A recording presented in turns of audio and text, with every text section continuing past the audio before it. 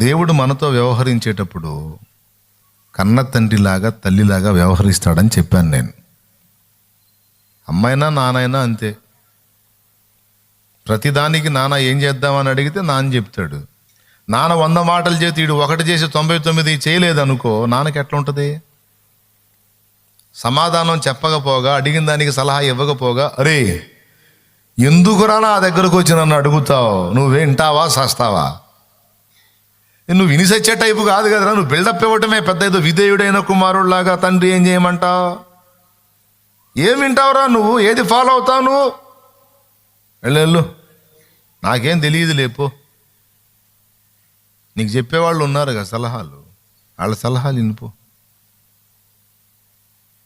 నాకంత తెలియలేయ్యా, నీకు అన్నీ బాగా మంచి మంచి ఐడియాలు ఇచ్చే తెలివి నాకు లేదు. నీకు చెప్పేవాళ్ళు ఉంటారు, మళ్ళీ నువ్వు కూడా చాలా తెలివిగలదానివి, తెలివిగలరోడివి కదా, నీ మనసుకు తోచినట్టు చెయ్యి. అదేంది నాన్న అట్లా అంటావు? రే పోరా బాబు, నా దగ్గర వద్దు అనవు నువ్వు. నీకు కూడా పిల్లలు ఉన్నారుగా.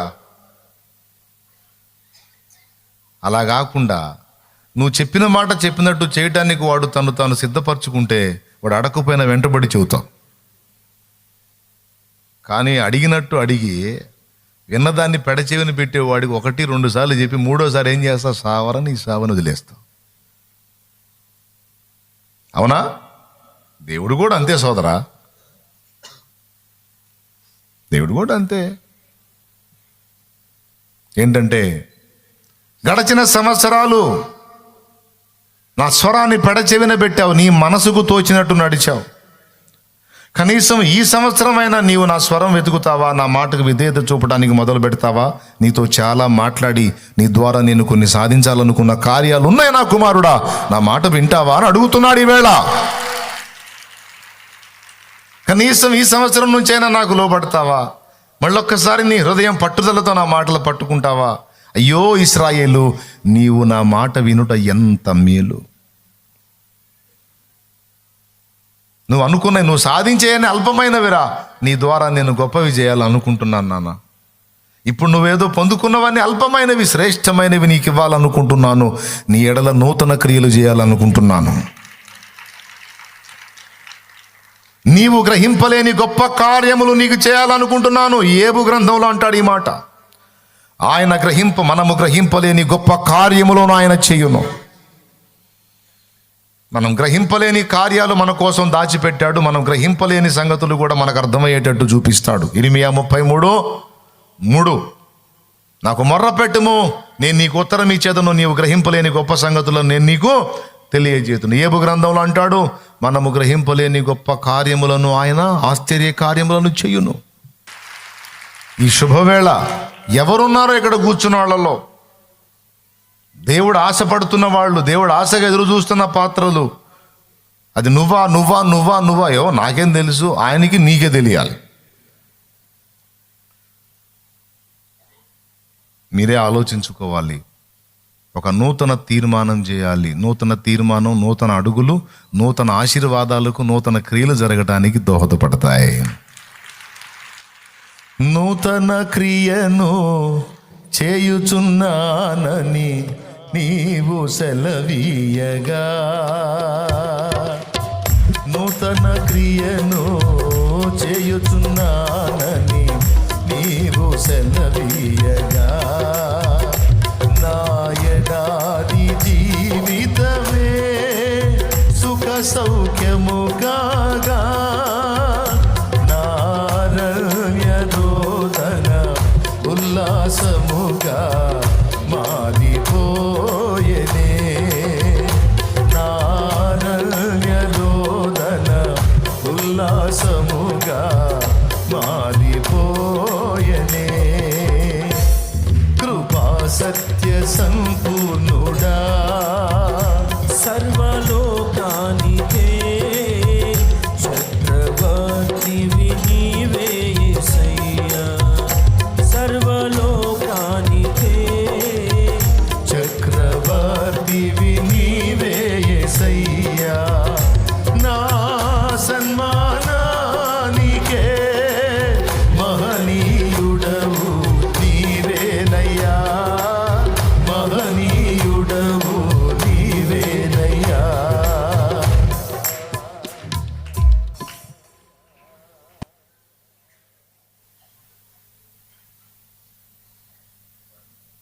ఎందుకు ప్రత్యక్షం అవటం అరుదైపోయింది? వినేవాడు లేడు, విన్నా విధేయత చూపేవాడు లేడు, మౌనం అయిపోయాడు. ఎవరికి వాడే తెలివితేటలు, ఎవరికి వాళ్ళకి సొంత ఆలోచనలు, సొంత బుద్ధి, స్వబుద్ధిని అనుసరించి బ్రతుకుతున్నారు. ఆయన పట్టించుకోవటల్లా, ఆయన సలహా వెతికేవాళ్ళు లేడు, ఆ సలహా చొప్పున చేసేవాళ్ళు లేడు, ఆయన ఉద్దేశాలు కనిపెట్టేవాళ్ళు, మౌనం అయిపోయాడు. ప్రియులారా, 13 ఏళ్ళు అబ్రహాముతో మాట్లాడలేదంటే ఎంత గాయపడి ఉంటాడు అబ్రహాం. ఒక్కసారి చూడండి. ఎందుకయ్యా మాట్లాడట్లేదు? ఎందుకని మౌనం. తండ్రి అలిగినట్టు అలిగాడు. బుద్ధి తక్కువ పని చేసావు, నువ్వు దరిద్రం తెచ్చిపెట్టుకున్నావు, అనుభవించు, నీ కర్మ అనుభవించను. మరి చెప్పిన మాట వినకుండా దరిద్రం తెచ్చుకుంటే కోపం కాదు, తన్నాలనిపించింది.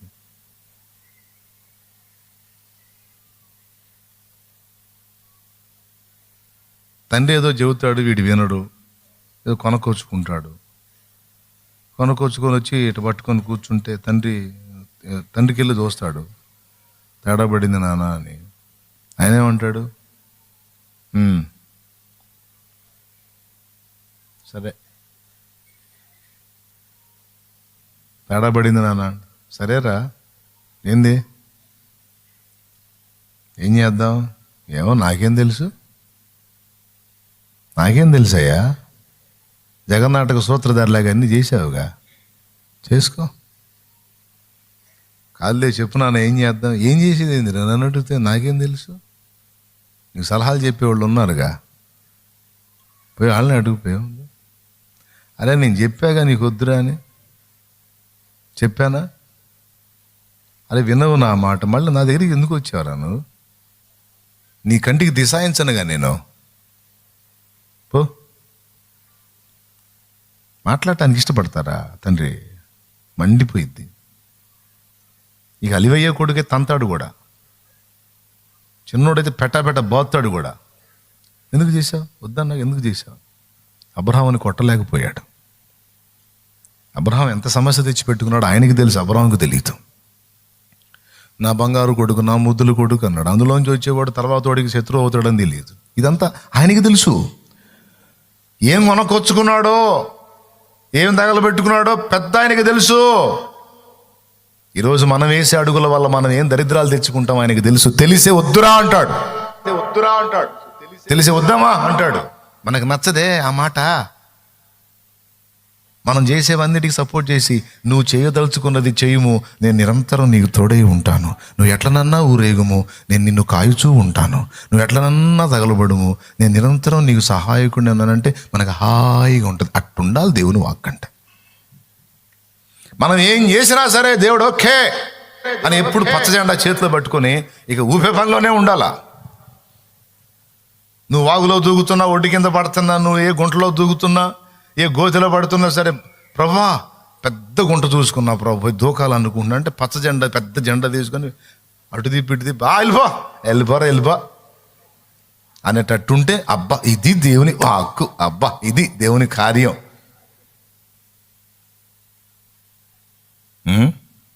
ఆయనేమో అట్లా పచ్చ జెండాలు తీసుకునే టైపు కాదు. అవసరమైతే నువ్వే తీసుకొని ఆ పచ్చ జెండా నువ్వే ఒప్పుకొని నువ్వే పోయి దూకుసావురా అంటాడు. అంతకు మించి ఏం చేస్తాడు? ఏం అనుకోవాకుండా ఉన్న సంగతి ఉన్నట్టు చెప్తున్నాను నేను. దేవుణ్ణి ఎరగనోడు అంటే తీసేయండి. దేవుణ్ణి ఎరిగి నీకు మంచి ఆలోచనకర్త ఉండి కూడా నువ్వు సోది పనులు చేయటం, దరిద్రాలు తెచ్చుకోవటం, వద్దురా అంటే వినకుండా ఊరేగటం మంచిది కాదు కదా, దిద్దుకోవాలి కదా. ఈరోజు చెప్తున్నాడు దేవుడు, ఇప్పుడన్నా నా మాట వినరయ్యా, ఇకనన్నా లోబడరా, కాస్త నా సలహా తీసుకోయ్యా. దేవునికి స్తోత్రం కలుగును గాక. 13 ఏళ్ల తర్వాత మళ్ళా వాక్కు ప్రత్యక్షమైంది. బహుశా 13 ఏళ్ళు ఏడ్చుంటాడు. మాట్లాడవా, నాతో మాట్లాడవా.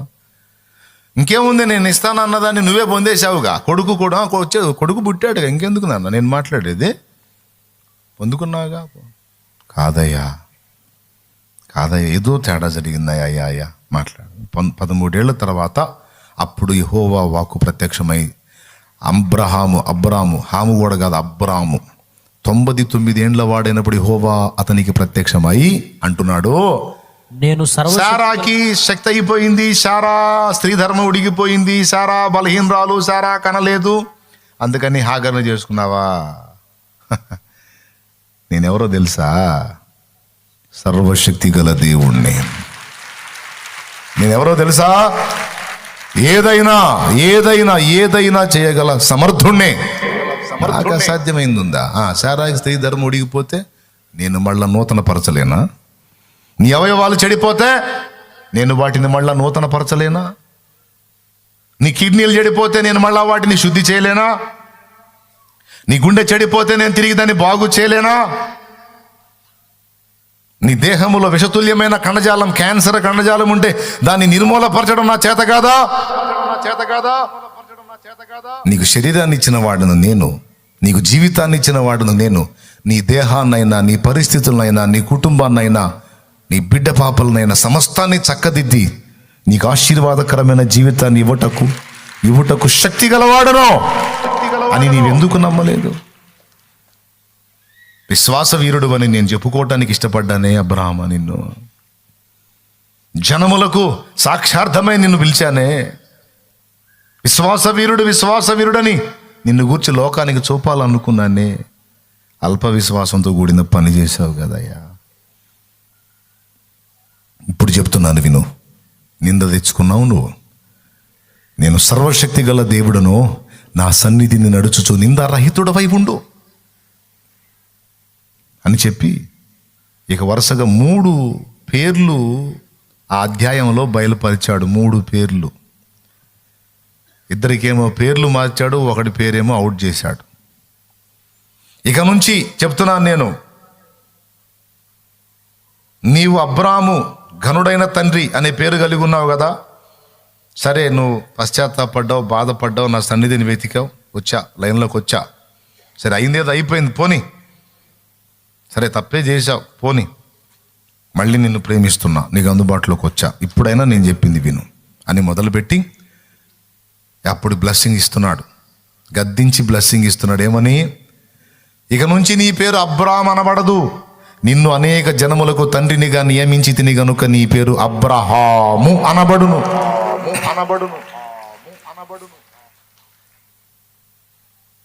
మళ్ళీ చెప్తున్నాడు, అనేక జనములకు నిన్ను తండ్రినిగా నియమించాను. అదేందండి, తండ్రిగా చేస్తాననాలి కదా, నియమించానేంది? ఆ పదం పట్టుకోవాలి మనం. నియమించటము అంటే అంతకుముందు తనది కాని పదవిలో ఒకరిని పెట్టడం. చేశాను అంటే ఆయనకి ఇవ్వటం. నియమించాను అంటే మరొకరి పదవి తొలగించి ఆ పదవిలో ఈయనను పెట్టడం. అనేక జనములకు నిన్ను తండ్రినిగా నియమించి తిని గనుక అంటే దాని అర్థం ఏంటో తెలుసా?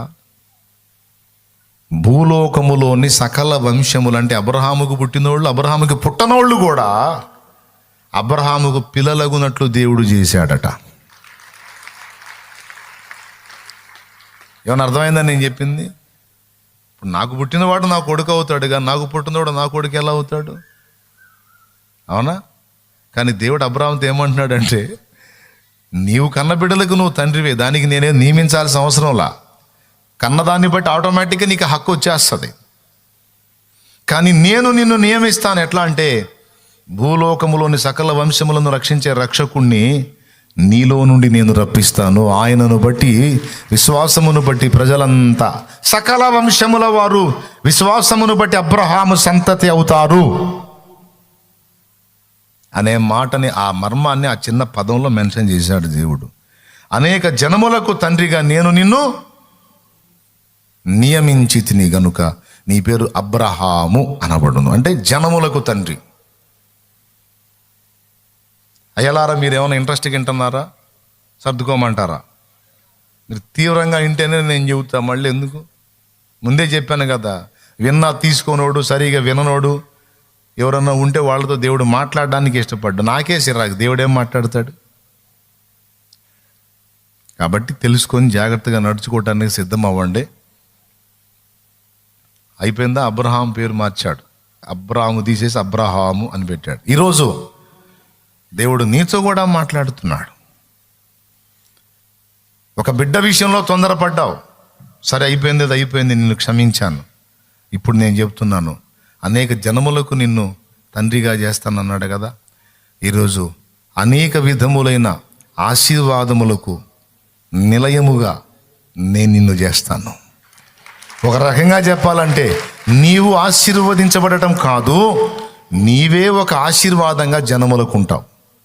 నీవు ఆశీర్వాదముగా నుందువు అన్నాడు. ఆ మాట ఎక్కడుందో చూస్తారా?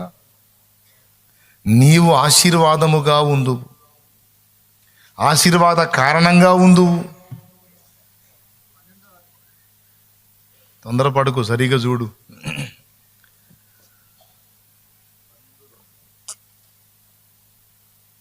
ఏముంది నాన్న? 12:2 ఏముంది? నిన్ను గొప్ప జనముగా చేసి నిన్ను ఆశీర్వదించి నీ నామమును గొప్ప చేయుదును, నీవు ఆశీర్వాదముగా నుందువు. అసలు ఆ మాట చూడండి, చివరి మాట. నీవు ఆశీర్వదించబడటం వేరమ్మా, నీవు ఆశీర్వదించబడటం వేరు తమ్ముడు. నువ్వు ఆశీర్వాదంగా ఉండటమేంది? నీకు ఆశీర్వాదం రావాలని మాట మాట్లాడాలి, కానీ అసలు నువ్వే ఒక ఆశీర్వాదం అంటే అది ఎలాగా? ఇప్పుడు నన్ను రక్షణలో నడిపించాడు ఓ భక్తుడు. ఆ భక్తుడు నాకు దేవుడిచ్చిన ఆశీర్వాదం. ఆ భక్తుడు నాకు వ్యక్తి రూపకమైన ఆశీర్వాదం, అది వ్యక్తిగా కనపడుతున్న ఆశీర్వాదం. ఇప్పుడు నా ద్వారా మీరు ఏదైనా ఆత్మీయ మేలు పొందితే నేను మీకేమయ్యాను? ఆశీర్వాదము. శాలేం అన్న ద్వారా మీరు ఆశీర్వదించబడ్డారా, లేకపోతే శాలేం అన్నే మీకు ఒక ఆశీర్వాదమా? అట్లా మిమ్మల్ని నడిపించే దైవజనుడు మీకు ఒక ఆశీర్వాదం. అట్లాగా ప్రజలు అబ్రహాముని ఏమంటున్నారో తెలుసా? అబ్రహాము ద్వారా మేము ఆశీర్వదించబడ్డామన్న పదం కదా, అబ్రహామే మాకు ఒక ఆశీర్వాదం. అట్లాగా నువ్వే జనములకు ఒక ఆశీర్వాదంగా ఉండేటట్టు నేను చేస్తానంటున్నాడు ఆయన. 10 మందికి నువ్వు జాబ్ ఇచ్చావంటే ఆ 10 మందికి నువ్వు ఒక ఆశీర్వాదం. 10 మందికి నువ్వు ఒక దీవెన. 10 మందికి నీ ద్వారా అంత కడుపు నింపాడు, 10 మందికి అంత వస్త్రం ఇచ్చాడు, నీ ద్వారా 10 కుటుంబాలు పోషించబడుతున్నాయి అంటే ఆ 10 కుటుంబాలకి నువ్వే ఆశీర్వాదం. ఆ ఆశీర్వాదం వాళ్ళకి నీ రూపంలో ఉందన్నమాట. ఇంకా అర్థం కాకపోతే నేను చేయగలిగింది ఏం లేదు. అలా చేయబోతున్నాను నిన్ను. నువ్వు ఒక ఆశీర్వాదం అయిపోతావు సమాజానికి, జనానికి. అంటే వ్యక్తిగతంగా నువ్వు ఆశీర్వదించబడతావు, సమాజానికి, ప్రజలకు కూడా నువ్వు ఒక ఆశీర్వాదంగా ఉంటావు అన్నాడు. తర్వాత నీ భార్య అయిన శారాయిని, శారాయి అనవద్దు, శారా అని పిలువు. ఆమె రాజకుమారి. బలహీనురాలు, నిజంగా అన్నట్టే పనికిరాదని అనుకున్నావు కదూ. ఎందుకు అనుకున్నావు ఆమెను బలహీనురాలని? ఆ బలహీనురాల్ని బలవంతురాలని నేను చేయలేనా? ఆ శక్తిహీనురాల్ని శక్తి గలదానిగా నేను చేయలేనా? ఇదిగో గుర్తుపెట్టుకో, ఆమె గర్భము నుండి నేను వాగ్దానం చేసిన కొడుకు పుడతాడు.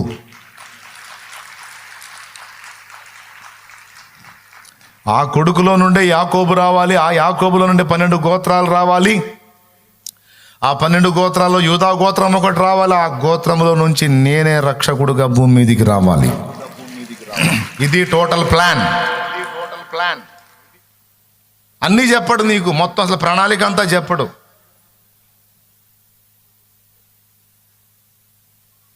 నువ్వు వినే కొద్దీ కొంచెం బయలుపరుస్తూ ఉంటాడు. మన వ్యవహారం ఏంటో తెలుసా? మొత్తం షీట్ అంతా ఇవి దేవని అడుగుతాం.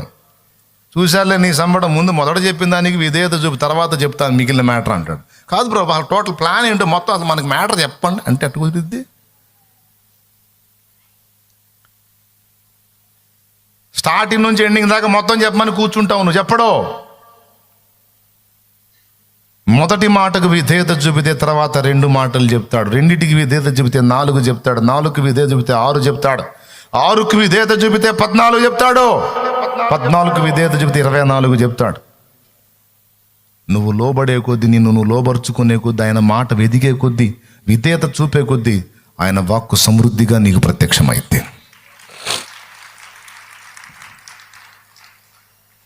24 దగ్గరికి వచ్చావు కదా, అవిధేయత మొదలు పెట్టావనుకో, 24 14 అయింది, 14 6 అయింది, 6 3 అయింది, 3 2 అయింది, 2 1 అయింది, చివరికి మొత్తం శూన్యం అయింది. ఇంకేమైనా పైన నువ్వు చెప్పుకోవటం, దేవుడు నాతో అలా మాట్లాడాడు, ఇలా మాట్లాడాడు, అప్పుడు మాట్లాడాడు, ఇప్పుడు మాట్లాడు. ఆయన పిత్రపోయి చూస్తున్నాడు, ఎప్పుడు మాట్లాడాను పనికి మళ్ళీ ఆయన. నేను ఎప్పుడు మాట్లాడాను పనికి మనోడు తెగ చెబుతావు దేవుడు మాట్లాడు దేవుడు. మన ఇద్దరు కనెక్షన్ కట్టే ఛానల్ అయింది కదా. ఉరుకా మాట్లాడేవలేను. నేను మాట్లాడలేదు రా మరి నీతో, నేను మాట్లాడలేదు. దేవుడిని నేను మరి ఇంకెవడు మాట్లాడాడు నాకు తెలియదు. ఎవడిని దేవుడు అనుకుంటున్నావు నాకు తెలియదు. ఉరుకా నువ్వేలే మాట్లాడింది. ఉరుకోదేవా నువ్వే మాట్లాడావు. నేను మాట్లాడలేదు.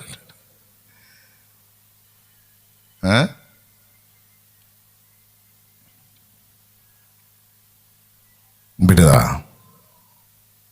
కొంచెం ఆలోచించండి నాయన, కొంచెం ఆలోచించండి. ఆ తర్వాత అన్నాడు అబ్రహాము, అయ్యా 86లో 75లో పిలిచావు, 86లో తేడా పడ్డాను, ఇప్పుడు 99. ఆ 75లో 86లో చేయనోడు 99కి చేస్తావా? ఏదో చెబుతున్నావు. 100 ఏండ్ల వానికి సంతానము కలుగునా, 90 ఏండ్ల సారా కనునా అని మనస్సులో అనుకోనేను, బయటికల్లా మనస్సులో అనుకున్నాడు బాయ్. అప్పుడు ఆయన ఏమన్నాడో తెలుసా? అబ్రహాము నవ్వి అన్నాడు కదా.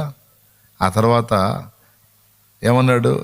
ఏమయ్యా 100 వస్తున్నాయి ఇక, ఆమెకు 90 ఏందయ్యా అని మనసులో అనుకొని నవ్వి, నీ సన్నిధిని ఏదో తిప్పలు పడి మంచో చెడ్డో కన్నానుగా ఒకడిని, ఇక వాడితో తృప్తి చెందుతాలే ఆ ఇష్మాయేలుతో. మన వ్యవహారం అంతా ఇంతే ఉంటుందండి, అంత అల్ప సంతోషమే, అంత 5 రూపాయల వ్యవహారమే. ఆయన 5 కోట్లు ప్లాన్ వేసుకొని ఉంటాడు. మనం 5 రూపాయలు చూసుకొని వాయమ్మో నాకు 5 అమ్మో 5 రూపాయలంటే 1 2 3 4 అమ్మ 5.